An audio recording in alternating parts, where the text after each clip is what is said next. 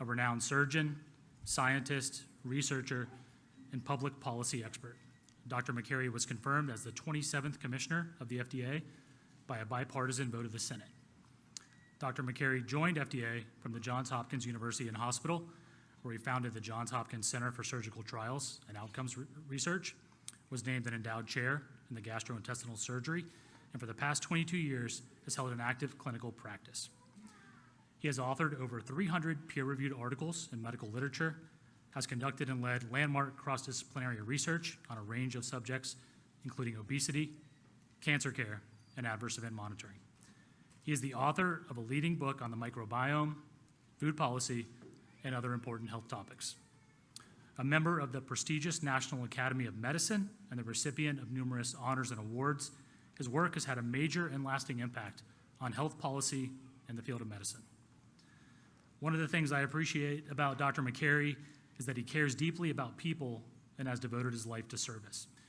He was in the operating room caring for a patient the day before his Senate confirmation hearing last month.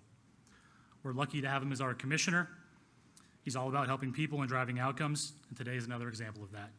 Please join me in welcoming FDA Commissioner Dr. Marty McCary.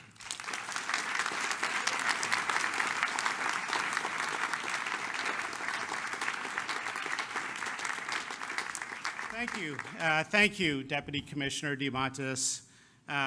Good afternoon, Mr. Secretary, Dr. Bhattacharya, Governor, Speaker, the many Maha moms and the kids here supporting the effort. Thank you for being here. Thank you. That's great.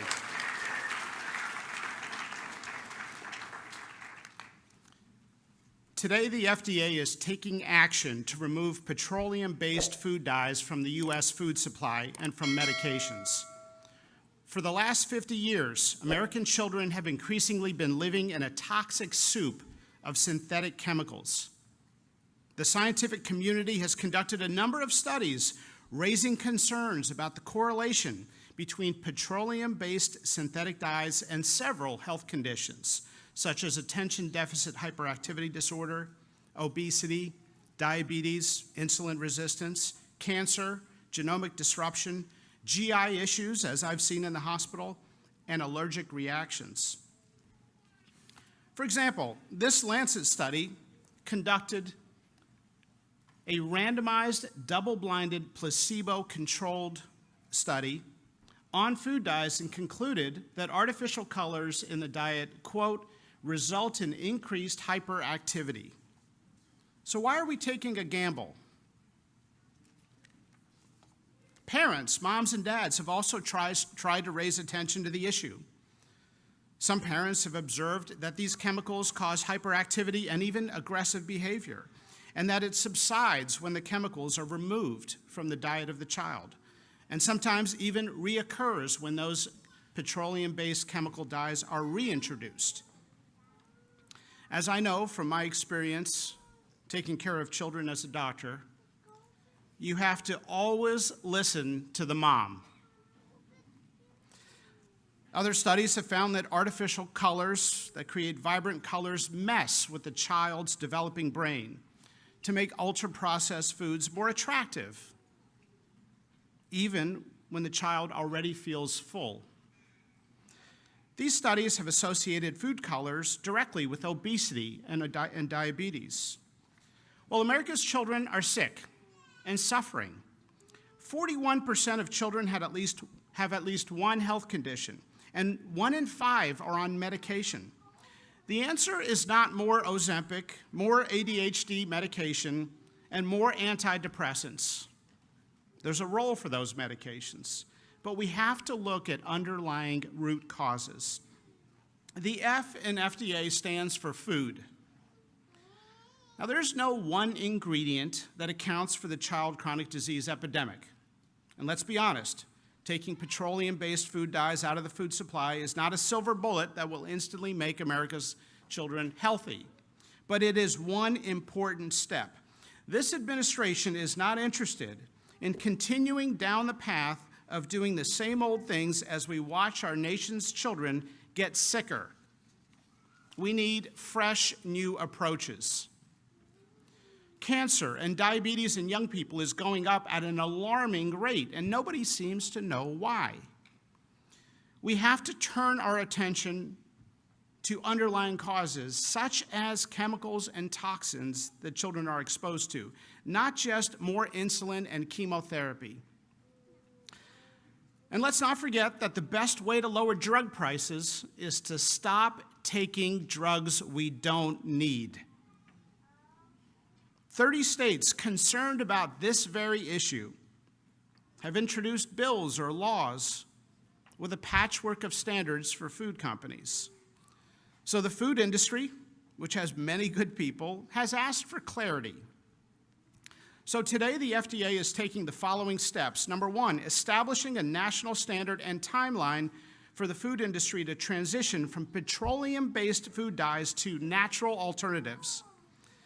Number two, initiating a process to revoke authorization of synthetic food colorings, including those not in production, namely citrus red number 2 and orange B, within the coming weeks. Number three, taking steps to eliminate the remaining 6 synthetic dyes on the market from the U.S. food supply, specifically red dye number 40, yellow dye number 5, yellow dye number 6, blue dye number 1, blue dye number 2, and green dye number 3 by the end of next year.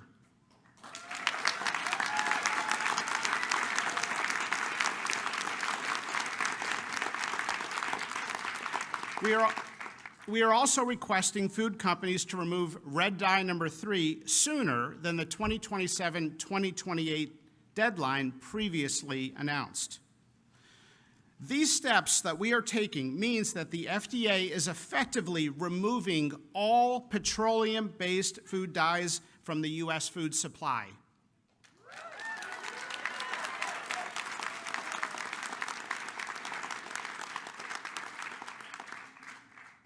For companies that are currently using petroleum-based red dye,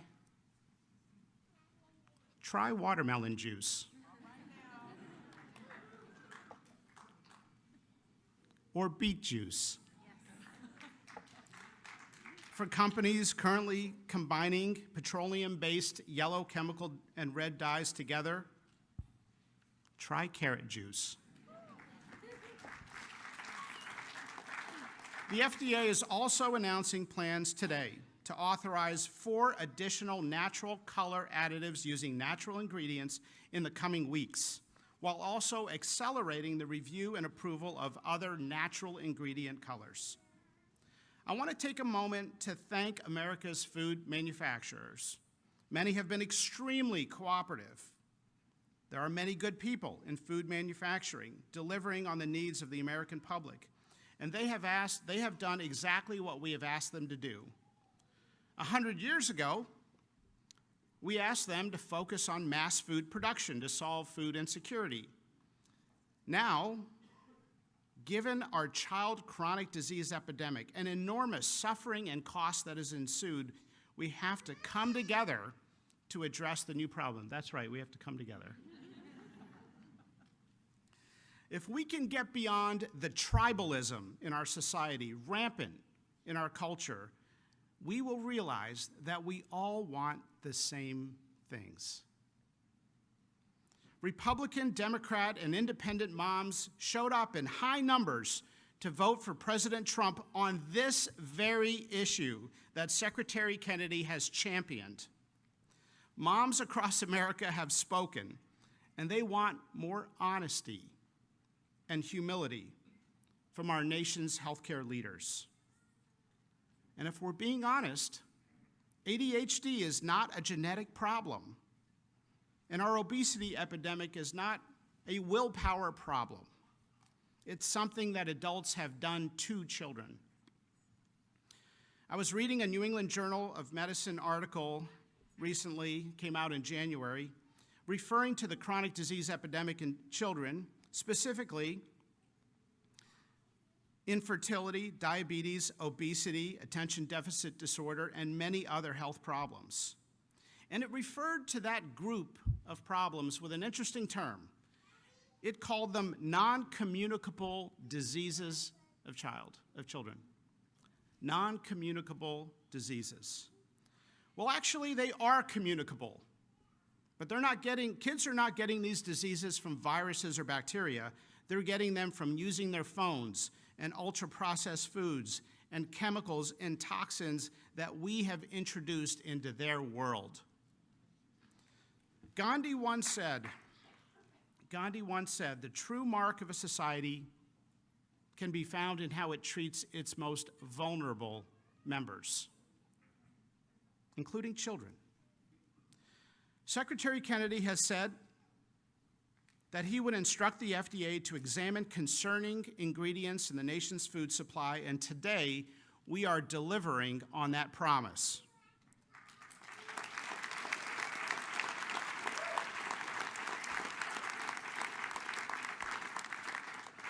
To be clear, the transition from petroleum-based food dyes to natural ingredient food dyes will not increase food prices. We know that from other countries that have already made the transition. It's not an opinion. Today's announcement fulfills the administration's promise to use both gold standard science and common sense.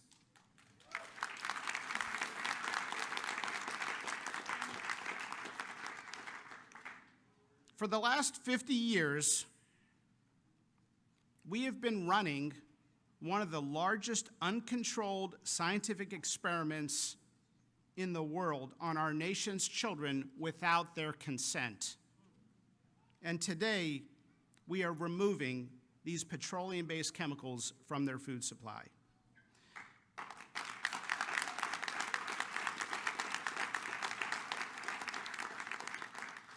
In summary, we are simply asking American food companies to replace petroleum-based food dyes with natural ingredients for American children, just as they already do for children in other countries. American children deserve good health. Thank you.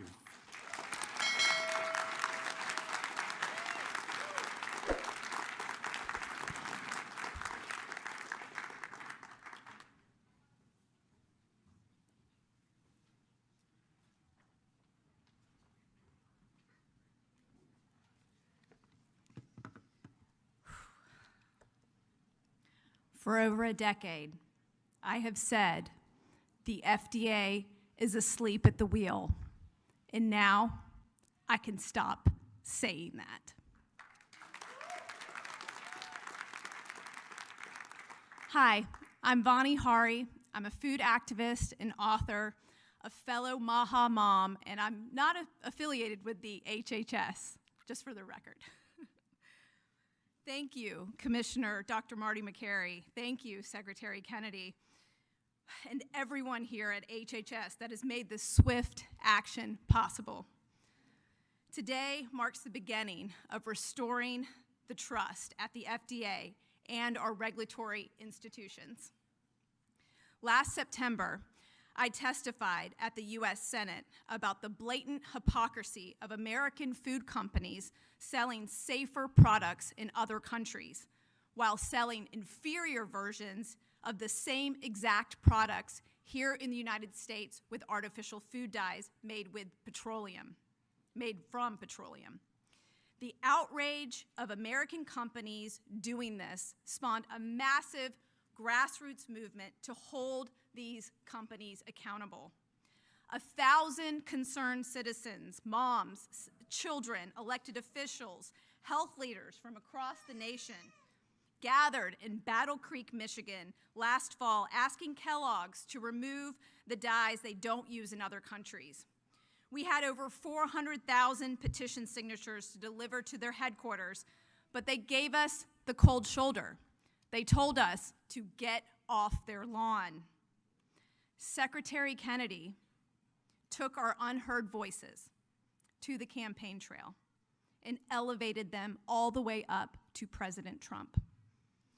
From the moment my kids were born, I have taught them the truth about artificial food dyes because our government was doing nothing to protect them from these harmful ingredients. Now we are entering a new era. An era where we don't need to worry about artificial food dyes on the frosting of a birthday cake, the breakfast cereals served at schools, our children's Halloween bucket, or Easter basket.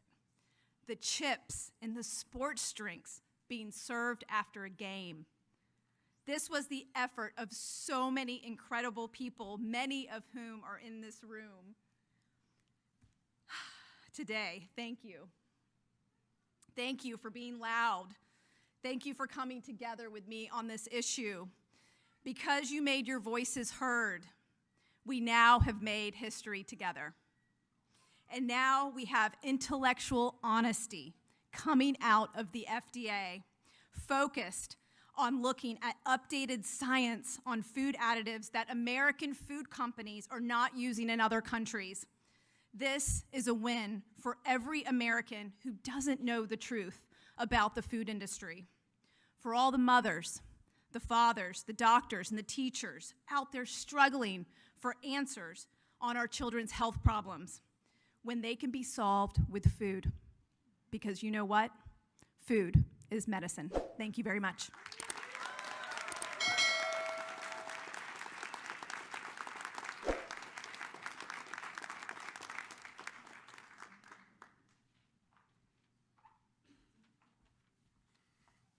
Hello, everyone.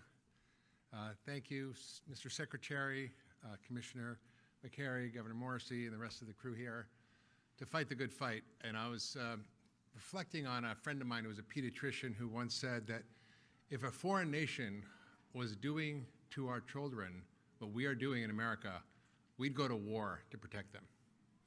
And I think we don't need to do that anymore because we have a champion in Secretary Kennedy and Commissioner McCary to really make a change that we need in America. I'm Dr. Mark Hyman. I'm a practicing physician. I'm speaking on behalf of myself and not HHS. I'm a lifelong advocate for addressing chronic disease through food. And I'm here today because our food system, specifically our regulatory system for food additives and dyes, is failing to protect the health of the American people, especially our children. Every day, Americans consume thousands of chemicals in our food, many of which have never been independently tested for long-term safety. Artificial dyes like Red 40 and Yellow 5, emulsifiers, preservatives, and so-called natural flavors have been linked in studies, many studies, to behavioral issues, to metabolic dysfunction, to inflammation in the body. And these aren't just theoretical risks. We're seeing rising rates of chronic diseases linked to food dyes and other additives like ADHD, obesity, autoimmune diseases, allergies, endocrine disruption, and even cancer. The highest levels of scientific evidence shows that these food dyes cause increased hyperactivity, reduced attention span, irritability, sleep disturbances in both children with and without pre-existing behavioral disorders. Now, these effects can occur at doses within the range of typical consumption for many kids, which is often in the many milligram doses. Is it any wonder that there's been a 1,000% increase in ADHD since 1970? 1,000%. No parent should have to guess whether the food they're giving their child contains substances banned in Europe but allowed here. No doctor should watch their patients struggle with chronic illness tied to ultra-processed food and be powerless to change it because our food policies lag decades behind the science. It's time, and it is time, it's happening, that the FDA and HHS is demanding full transparency, independent review, and science-based safety standards for every substance added to our food. Americans deserve a food system that protects their health and not corporate interests. Thank you.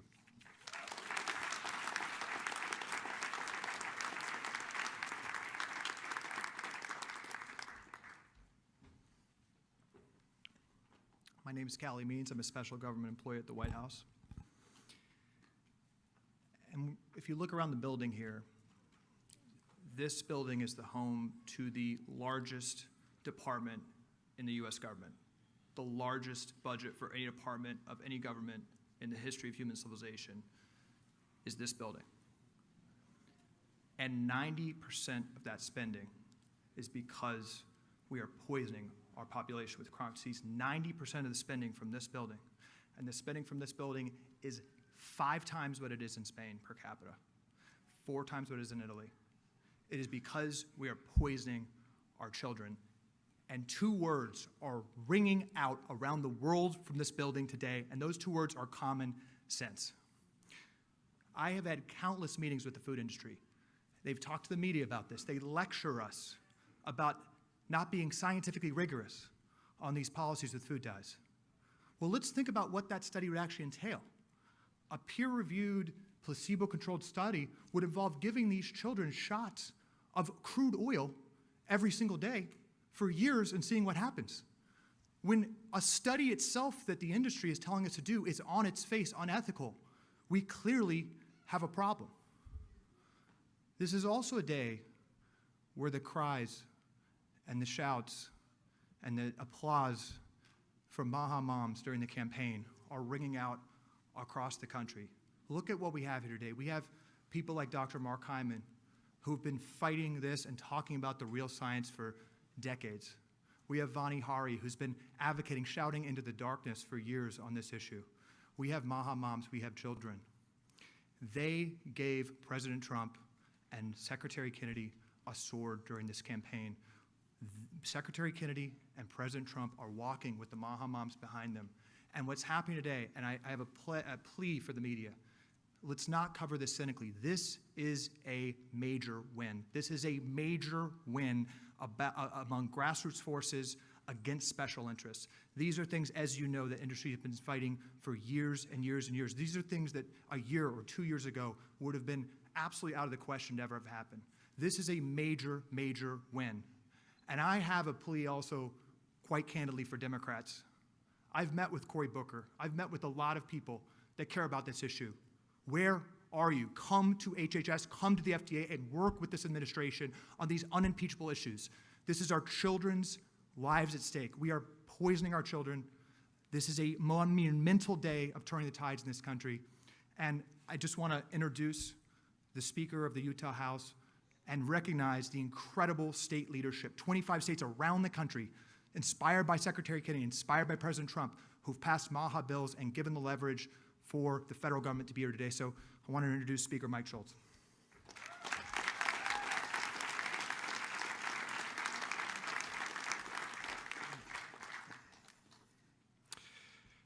Good afternoon.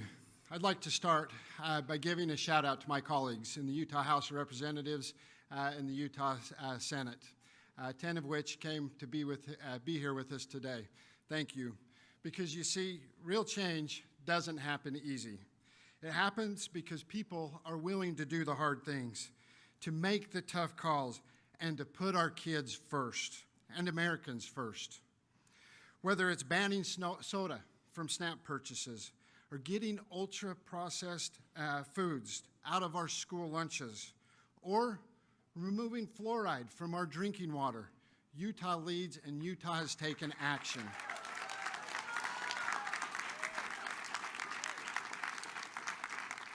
This year, we passed a ban on dangerous chemicals and synthetic dyes in school lunches. In fact, one of our largest school districts has been doing this for 3 years already, showing that we can provide a healthy environment for our kids without overburdening our schools and our school systems. These decisions aren't easy, and they're not always popular. But the mark of leadership is doing the right thing, even when it's hard. Secretary Kennedy can attest to that. While we're proud of the work we've done, we know that this fight isn't over. And it's not won in a single session, or in a single bill, or by a single state. It takes collaborative, sweeping approach to bring people together, local, state, and federal governments, all pulling in the same direction. That's why we're grateful for the growing partnership between the Utah Legislature and the Department of Health and Human Services. It's the kind of collaboration that gets things done and moves the ball forward. We appreciate the support, and we really respect the leadership in this room, especially Secretary Kennedy, and we're excited to keep the ball moving and to keep things going. Let's make America healthy again, because our kids deserve better. Thank you for allowing me to be here with you today.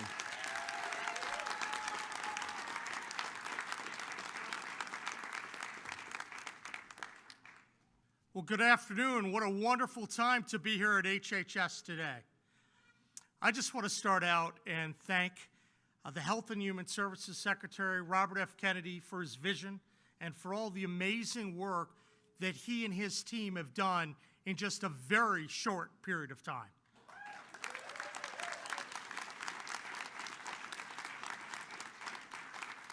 I'm grateful to be here with the Secretary and with the FDA Commissioner, Dr. McCary, and also I'm personally appreciative that President Trump had the good sense to pick these wonderful people. They're doing an amazing job making America healthy again.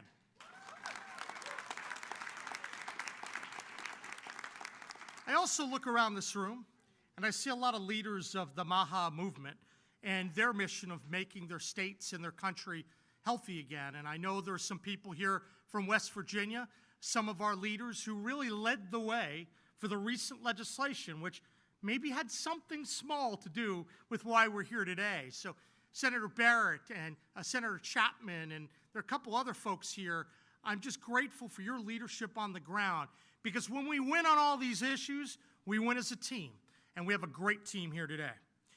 Now, when we think about the MAHA movement, we think about how we can make Americans happier, healthier, and living more purposeful lives. At the end of the day, this is an opportunity for everyone to live a little bit longer, spend more time with purpose and with friends and loved ones. In West Virginia, just last month, we launched what I called the 4 pillars of a healthy West Virginia. That's to reverse some of the negative healthcare outcomes that have plagued our state for far too long. Pillar 1, big part of why we're here today, it's cleaning up our food. I want to get the crap out of our food and improve the quality of school meals. We passed the law in West Virginia because we thought our kids and our citizens deserve better. They deserve real food, not chemical shortcuts designed to fool the eye but harm the body. That's what making America healthy again means to us. It's not just a slogan, it's a mission. And it starts with protecting the most vulnerable among us, our children. Now in West Virginia, we've launched a statewide walking challenge. We've called it the Mountaineer Mile. We're reforming our SNAP system to reward healthy choices.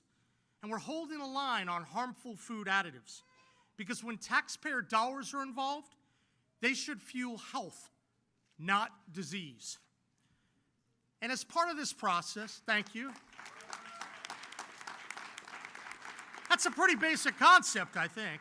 As part of this process, I think all of us know that a national discussion is needed. So we've been fortunate to help lead the way in West Virginia, but I'm so thankful for the leadership on the national level. That's the best way we do it, because we need consistent policies across the nation that clean up our food. So we're appreciative to Secretary Kennedy and the Trump administration for the bold steps to begin removing harmful dyes in food products across the country. I think it's going to protect kids who often fall victim to these processed foods. West Virginia, we're committed to helping lead the nation toward a healthier future. Let's go clean up our food, let's lift up our families, and let's move our country forward. Thank you, and let's get to work.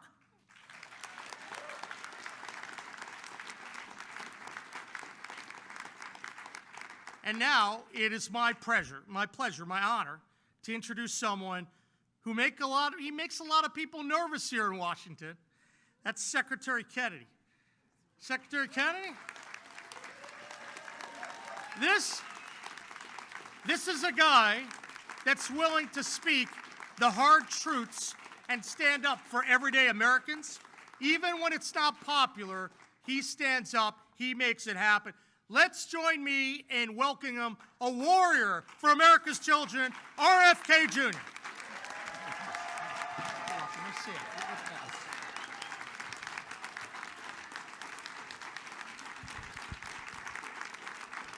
Thank you, Governor Morrissey. Thank you, Speaker Schultz. Thank you to Dr. Mark Hyman, who's been my friend and partner on these issues for over 20 years.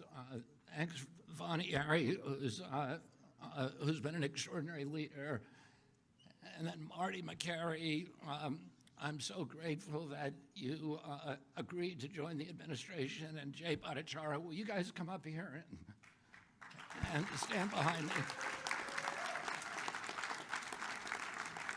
We have an amazing team at HHS. When my uncle was president in the 1960s, we had the healthiest people in the world.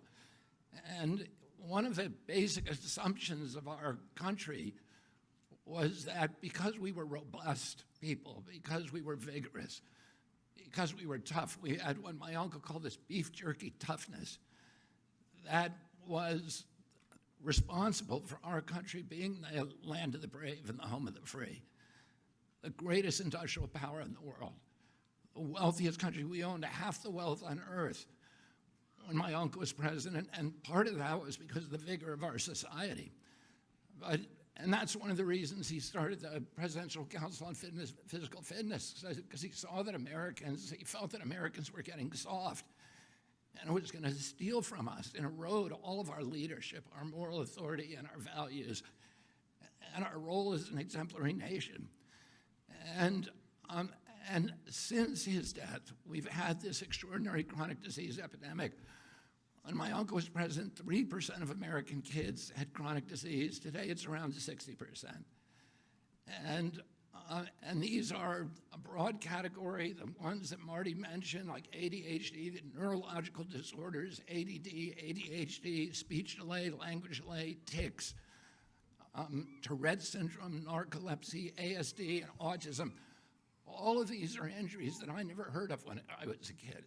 They were not part of the nomenclature. They weren't part of the dialogue. There was zero spent in this country treating chronic disease when my uncle was president. Today, it's about $1.8 trillion annually. It's bankrupting our nation. 74% of American kids cannot qualify for military service. So how are we going to maintain our global leadership with such a sick population? We have all these autoimmune diseases, these exotic diseases, and again, I never heard of juvenile diabetes, rheumatoid arthritis, lupus, Crohn's disease, and 100 others that were just unknown when I was a kid. I never knew anybody with a peanut allergy. I never knew anybody with a food allergy.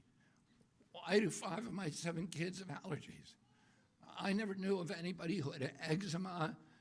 I knew of a very small number of children who had asthma, but that has exploded as well today. And our fertility is dropping dramatically. Teenagers in this country today have the same testosterone levels as 68-year-old men.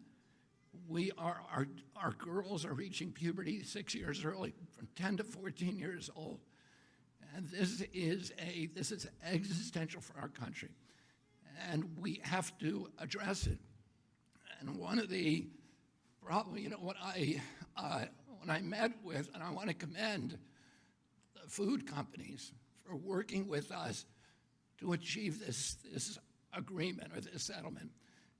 And when I went in a few months or about a month ago to meet with the food companies, I was talking with my staff about these petroleum-based dyes, and I said, if they want to add petroleum, if they want to eat petroleum, they ought to add it themselves at home. But they shouldn't be feeding it to the rest of us. And without our knowledge or consent. And unfortunately, we're going to get rid of the dyes, and then one by one, we're going to get rid of every ingredient and additive in food that we can legally address. One of the problems is that the industry, which all of these industries, cast a dark shadow historically over this agency. And there's so many conflicts that we are now systematically eliminating. That has allowed them to suppress the science. There's shockingly few studies, even on food dyes, and on all these other ingredients as well. And Jay Bhattacharya, who is here and who's running the director of NIH, is now narrowly targeting these kind of food additives for scientific study, so that one by one we can start eliminating them where they can. Where we can't, there's things that we'll never be able to eliminate, like sugar. And sugar is poison, and Americans need to know that. It is poisoning us. It's giving us a diabetes crisis. When I was a kid, I always say this, a typical pediatrician would see 1 case of diabetes in his lifetime. Today, it's 1 out of every 3 kids who walks through his office door. In our most recent study from NIH, 38% of American teens, it's half our adult population. This is existential. We are spending as much on mitochondrial disorders like diabetes as we spend on our military budget. We can't continue to exist like this.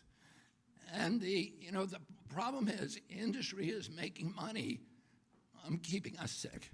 As Jay pointed out, ADHD is associated with all these behavioral disorders.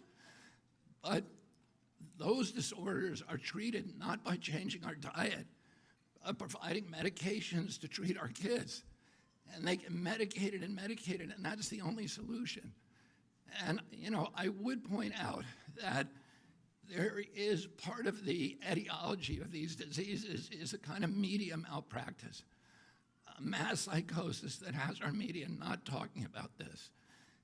And one of the possible reasons for that is the amount of money that's coming from the pharmaceutical companies into our media and from these food companies, where the advertising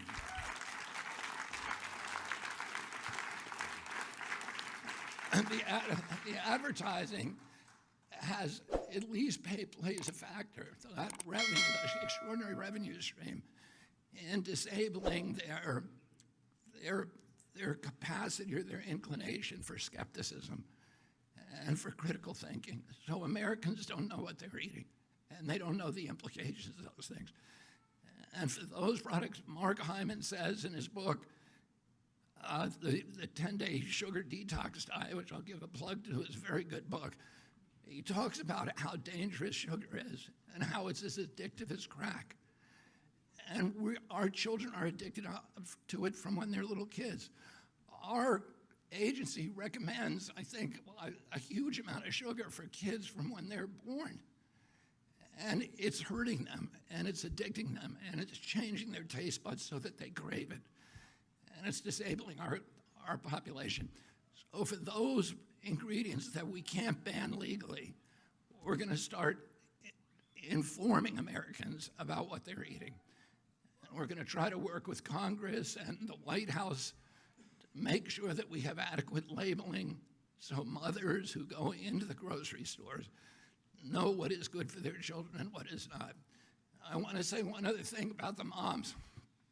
When I went and spoke for the first time, and I met with the heads of all the food industry companies. One of the things that they said to us is that the worst thing for us is if we have a patchwork of legislation in all these different states, because then we're not capable of marketing nationally distributed products, because we're going to have different regulations in every state. And they didn't want that, and that's one of the reasons they came to the table with us. I want to thank Speaker Schultz, and I want to thank Governor Morrissey, and I visited many other governors in Virginia and West Virginia, in Arizona and Utah and other states that are having these local bans.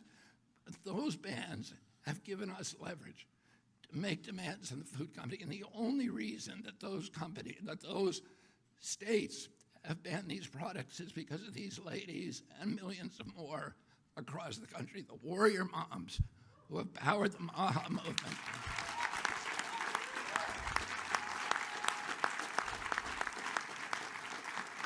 And I just want to urge all of you, it's not the time to stop. It's the time to redouble your efforts, because we have them on the run now, and we are going to win this battle.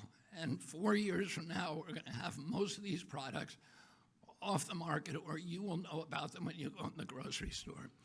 So I want to thank you.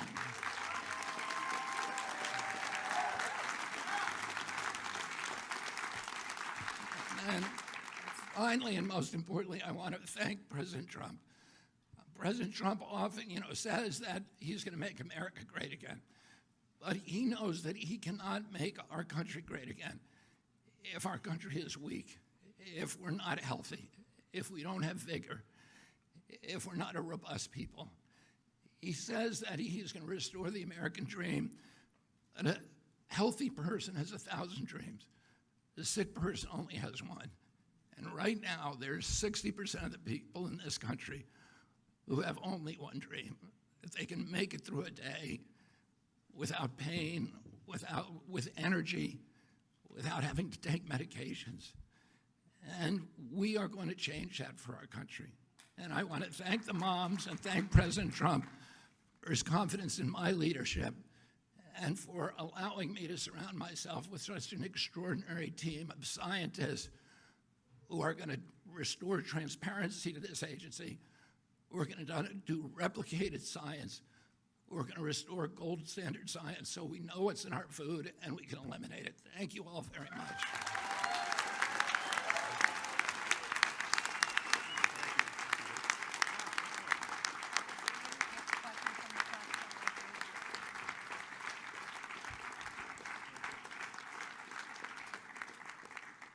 Thank you, Secretary Kennedy. Thank you to everyone for being here, and thank you to the press for attending today. We're going to take some questions from the press. If you can please say your first, last name, and outlet when I call on you, that would be great. Sarah, CNN. Here. I got it. Okay. Hi, Sarah Overmall from CNN. Secretary Kennedy, you talked about how sugar is poison and how it's addictive. Is that the next step for you, looking at policies to reduce or even eliminate sugar in food products? I don't think that we're going to be able to eliminate sugar, but I think what we need to do probably is give Americans knowledge about how much sugar is in their products, and also with the new nutrition guidelines, we'll give them a very clear idea about how much sugar they should be using, which is 0. Yes. Hi, Helena Bottomiller-Evich with Food Fix. You mentioned the goal is to work with the food industry to get the most of the major synthetic food dyes out. What is the plan if the food industry does not voluntarily agree to do that? And what are the next steps if you can't get agreement within the industry? Thank you. Well, here the industry has voluntarily agreed. And so, I think as we move forward, we are going to work with the industry. They've shown a lot of leadership on this right now. And in fact, we're getting food companies now and fast food companies who are calling us almost every day and asking us, how do we do this? What do you want us to do? Will you do a press conference with us? And so we're really happy with the reception. I think they're ready to change the industry. They have children too. There's no such thing as Republican children or Democratic children. Their children are going to the same schools, they're eating the same foods as the rest of us. And I think most of them really want to have a healthier America. They want clear guidelines, and they want to know what they can and can't do, and we're going to give them that.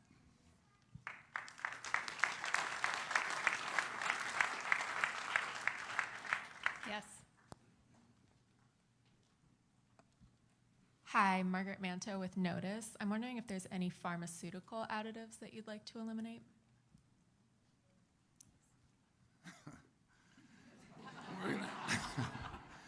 We're gonna start on that next.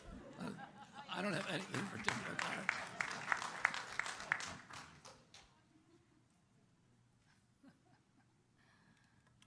Yes, in the white. Hi, Emily Kopp, Daily Caller. When will HHS FOIA offices be restored? This is important for many of your stated priorities, adverse events, food.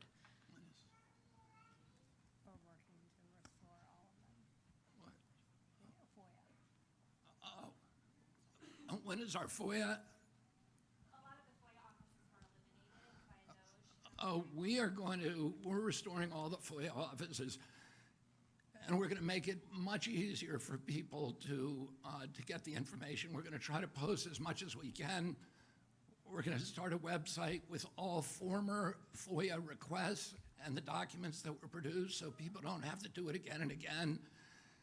And we're going to try to get as close as we can to total transparency in this agency. You know, I spent a lot of years litigating under FOIA, and I experienced the frustration of going year after year and being stonewalled by the agencies. A lot of the people who are in HHS right now come from that background. So we all understand how important it is to have, you know, clear communications. Well, the papers that we produce in this agency do not belong to us. They belong to the American people, and we need to be honest with them. And let me just answer the question before you about the drugs and the pharmaceutical products and the additives to the pharmaceutical products. Right now, Jay Bhattacharya is working is assembling teams all over the country of scientists at universities and research centers to look at all of those products so that we can have, I mean, one of the problems is we don't have good science on everything. And we need to have science before we take policy action. And that science has been suppressed systematically for decades because of the conflicts in this agency. We're going to remove those conflicts. We're doing the science, already doing it. And we'll be announcing a series of grant opportunities this summer on all of these different ingredients. And we're going to have good information for the American public, and then we will take appropriate action. Ashley. Ashley DeMello with Fox News Digital. Will there be a way for Americans to identify products that are complying with this phase out? Such as labeling or? We're looking at labeling. Labeling, we have to go to Congress for. But one of the things that we're going to do is we're going to post all the information we have about every additive on an open source website. So that, and we're going to encourage companies that develop apps. There are a number of other apps out there today, like Yucca is one, but there are a number of others. I use Yucca, and my wife uses it in our home. Those apps, then you can use, those companies will develop apps in the private marketplace so that mothers can go in, they can scan a barcode of every product in their grocery store, and they can know what's in it and what's not. Thank you. Jan? So, Secretary Kennedy, you have a lot of issues on the MAHA agenda, obviously, and I'm very curious if you could share some of the logic of choosing, for example, autism and food dyes and things as some of the kind of inaugural issues that you're coming forward with. I would say, you know, we're in a triage situation now, so we're choosing our priorities based upon the issues. Food dye is just a no-brainer. Nobody wants to eat petroleum. Everybody knows there's enough science out there that we know it's terrible for you. It causes health problems, but also behavioral problems. And so we can act on that now. Anything that we can act on, we're going to act on immediately. Some stuff we need science for. We just need to do more science. But a lot of times you hear people say, oh, we're going to do more science on that, and then 10 years go by. That's not going to happen. President Trump wants dramatic change.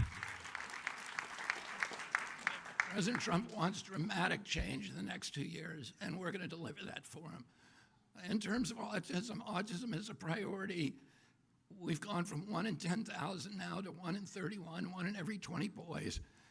This is 1,000 times more impactful to our country from an economic point of view, from a moral point of view, from just from the perspective of just our national well-being. That it has to be. It's costed by 2035.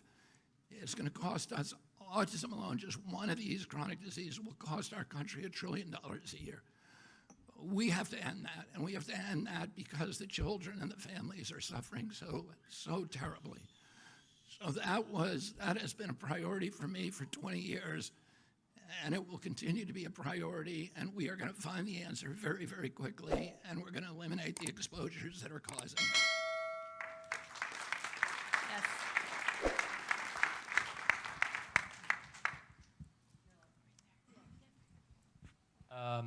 Secretary Kennedy, Issam Ahmed here from Agence France Presse.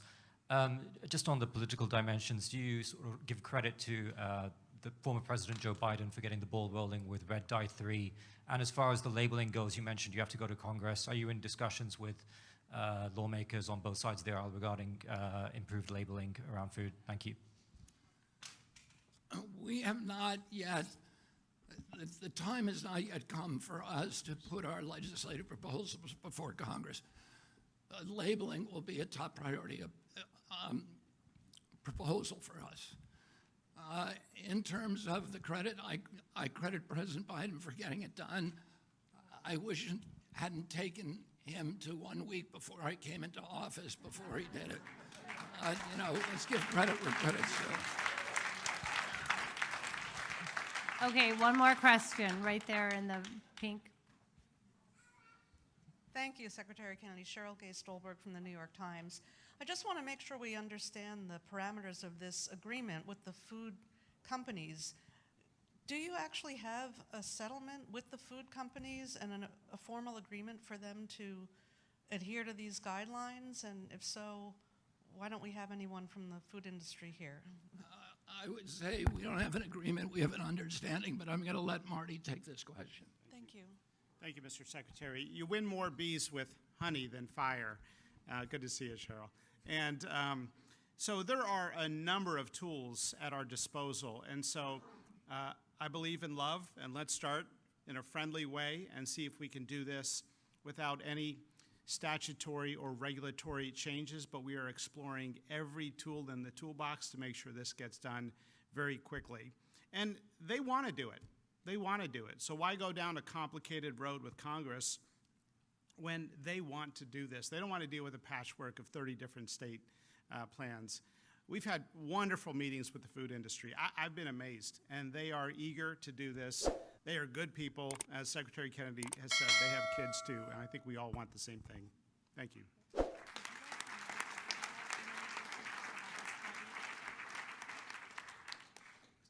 So I just wanted to make a couple of comments about the role of the NIH in all this. One of the major problems that I think that parents around the country have faced is when they go to the scientific literature, they come back with a stone wall.